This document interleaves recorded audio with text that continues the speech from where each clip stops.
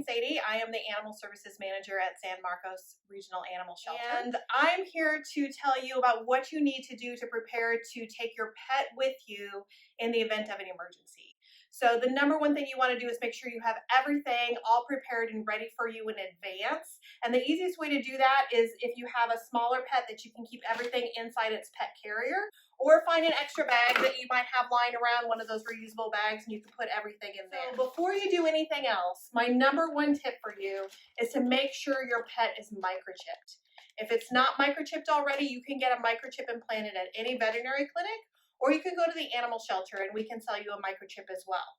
If your pet is already microchipped, you need to make sure that your current contact information is listed with the microchip company. And if you're not sure if it is, just go to any vet clinic or the animal shelter and we can scan your pet for you. We can tell you what microchip company sold you that chip, and we can give you the contact information so you can call and make sure your contact information is updated. Because the nice thing about evacuation centers now is that most of them have a plan for your pets so you can take them with you. However, that doesn't mean that they're necessarily going to be able to stay with you in the same spot. So if you get separated, you want to make sure that they have something that's not going to get lost, that's going to tie them back to you. And that's where that microchip comes in handy, because it's actually a little microchip that gets implanted under their skin and it can't fall out. So you may think if your dog or cat already has a collar with a tag that you don't need a microchip. But remember, collars can come off. Tags can be removed, or tags can fall off as well. So it's great if they have a collar with a tag with your contact information on it, because anybody can grab that and they can read it right away and they know who that belongs to. So before you do anything else, get your pet microchipped. So the things that you want to have in your to-go pack are basically 1 to 2 weeks worth of supplies that your pet is going to need. So obviously they're going to need their 1 to 2 weeks worth of pet food, so you can keep that in a Ziploc bag. If it's a cat, you want to make sure you have the cat litter. You're going to need an extra litter box. And if you don't want to go buy another litter box, my biggest tip for you is get these little can or beverage flats that you can get from any grocery store for free, because they're just going to throw them away. They make great litter boxes, temporary litter boxes.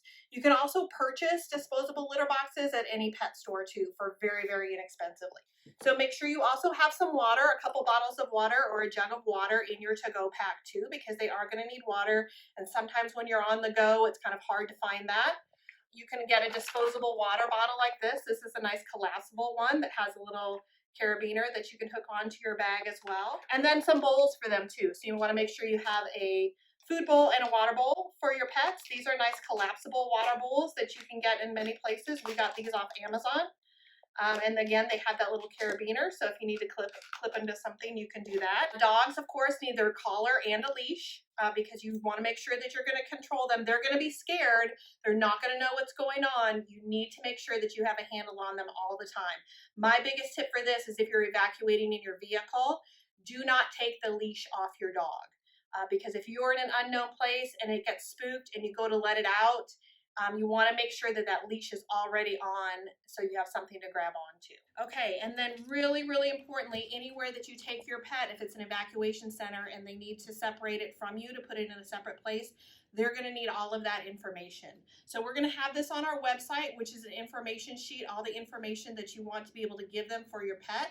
That includes your name, your contact information, an emergency contact person with phone number, their microchip number, the pet's name, if it's current on its vaccinations, all of that information is going to be listed on here. And you want to make sure you have some pictures there too, because in case things get shuffled around, they're going to need to match it back up with the pet that it belongs to. And then also put their veterinarian information in here too. So their vaccination record and any special needs that they may have. And if they're on any medication, make sure you go ahead and put that in there. Any paperwork you have, just put it in a gallon-sized Ziploc bag and seal it up. If it's a hurricane or something, you absolutely don't want it to get wet. So seal it up in there, put their medication in there so it all stays together with that too. And then of course you want to make sure that you have something to clean up after them, because that is still your responsibility. The nice thing about these standard poop bags is they work for dogs and cats. This is a really easy way to clean your litter box. If you just put your hand in there, just like if you're going to pick up your dog's poop, to clean up that litter box too. So this is a lot of information, all really important, and we want to make sure that you have it all. We're going to have this list on our website as well for you to download and print out so you can get your emergency go packs together before something like that happens. Keep it in your garage or your laundry room so it's someplace really convenient for you to just grab all of your pet's needs along with your pet, and you can take them with you if you need to evacuate.